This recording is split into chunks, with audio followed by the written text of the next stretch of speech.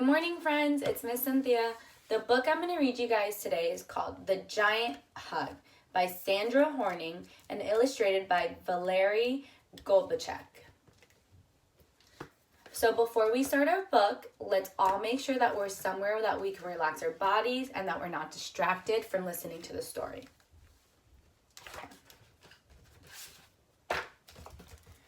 What do you want to send Granny for her birthday? Owen's mother asked. A giant hug, Owen replied. He opened his arms as wide as he possibly could to show how giant the hug would be. Is that super giant? Yeah. Do you want to draw a picture of you hugging Granny? His mother asked. No, Owen said.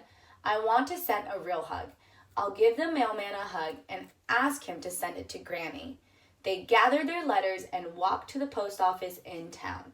Soon they got to the front of the line and Mr. Nevin called out next.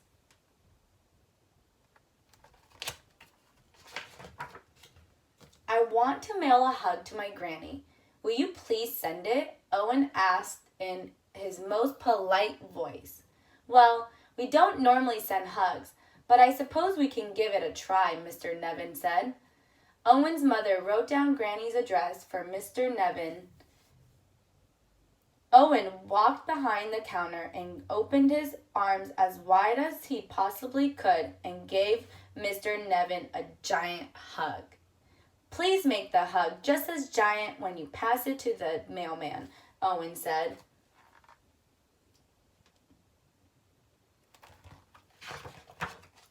Oh, I won't see the mailman who delivers it to your Granny.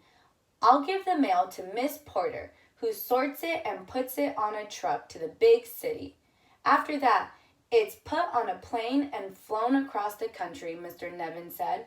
Well, you would have to hug Miss Porter then, Owen said, as Mr. Nevin carried the mail to Miss Porter.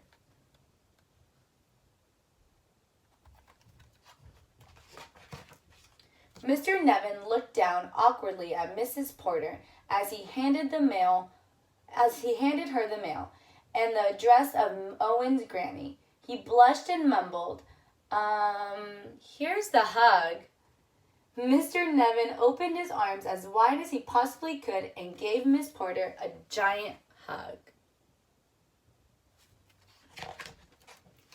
Miss Porter smiled as she sorted the mail. Just then, the driver came to collect the mail bound for the big city. As the driver lifted the last heavy bag of mail, Miss Porter said, Leroy, one more thing. Someone is sending a hug to his Granny. Here's the address, and here's the hug. Mrs. Porter opened her arms as wide as she possibly could and gave Leroy a giant hug. Leroy laughed and said, Now that's a piece of mail you don't see too often.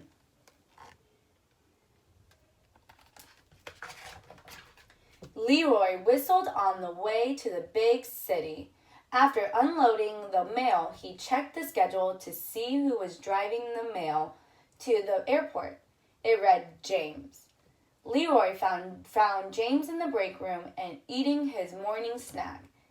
Hi, James. I know this seems a little odd, but a hug is being sent through the mail to someone's Granny, and this is her address, Leroy said. Leroy opened his arms as wide as he possibly could and gave James a giant hug. James cringed. He was not the hugging type, but he would do his job.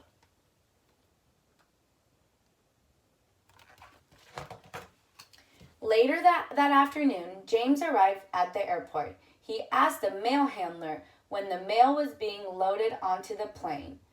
That mail was taken to the plane a few minutes ago, the mail handler said. James rushed to the plane where Captain Johnson was getting ready to board. Captain, a kid is sending a hug through the mail to his Granny. Here is the address, and here is the hug, James said with a grin. James opened his arms as wide as he possibly could and gave Captain Johnson a giant hug. Now, isn't that a grand way to start the day? Captain Johnson bellowed.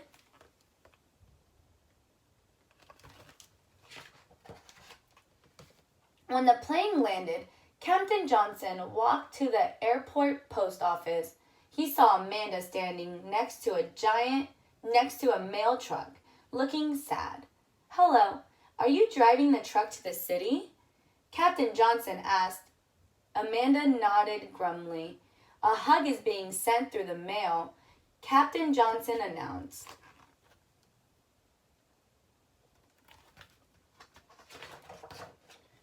Captain Johnson opened his arm as wide as he possibly could and gave Amanda a giant hug. Amanda brightened and said, "Thank you." She bobbled her head to the music as she drove. After unloading the mail, Amanda went to find Chad, the driver taking the mail to Granny's town.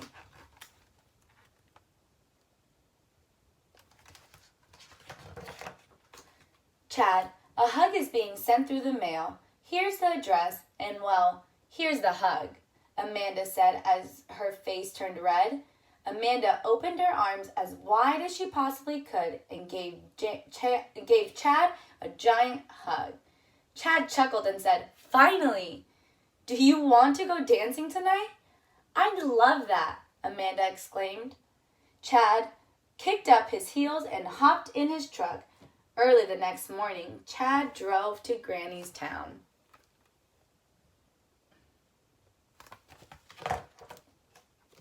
As he prepared to return to the town, he remembered the hug. "Who will be delivering the mail to Penside today?" Chad asked the supervisor.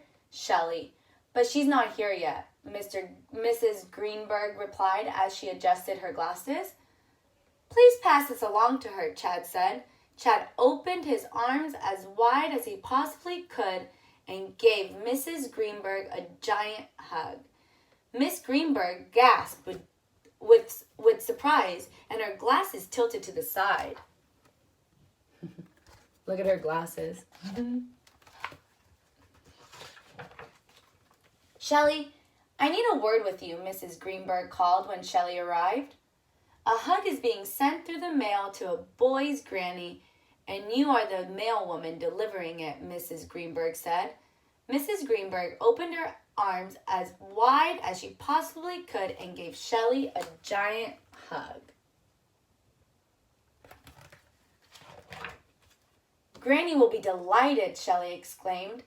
Shelley stopped to smell the flowers as she delivered mail from door to door. She saw Granny gardening in her yard. "Mrs. Lewis, I have a special delivery for you," Granny said. "Your grandson has sent you a hug." Shelley opened her arms as wide as she possibly could and gave Granny a giant hug.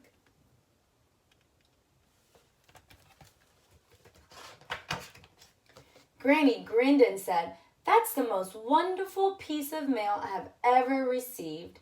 You send that grandson of mine a big kiss." Granny puckered up her lips and gave Shelley a big wet kiss on the cheek.